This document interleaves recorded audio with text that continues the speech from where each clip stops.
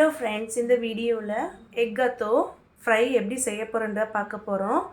இதுக்கு தேவையான பொருட்கள் என்னென்னு பாருங்கள். முதல்ல கடாயை நல்லா ஹீட் பண்ணி அதில் தேவையான அளவு ஆயில் ஆட் பண்ணிவிட்டு 4 பெரிய சைஸ் வெங்காயமும் 4 பெரிய சைஸ் பச்சை மிளகாயும் நல்லா சாஃப்டாக வர வரலும் இதில் போட்டு ஃப்ரை பண்ணிக்கிறேன்.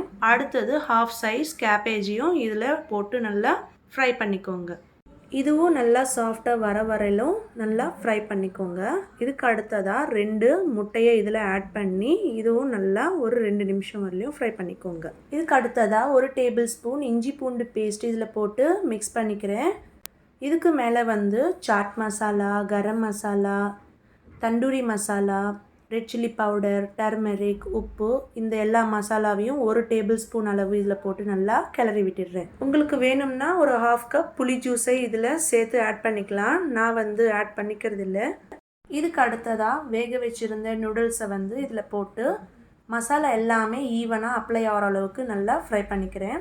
அதுக்கு மேலே ஃப்ரை பண்ணி வச்சுருந்த ஆனியன்ஸை இது மேலே தூவி இதுக்கு மேலே நறுக்கி வச்சுருந்த கொத்தமல்லியையும் இது மேலே போட்டு இது நல்லா ஒரு 2 நிமிஷம் வரலையும் மீடியம் ஃப்ளேமில் வச்சு நல்லா ஃப்ரை பண்ணிக்கிறேன்.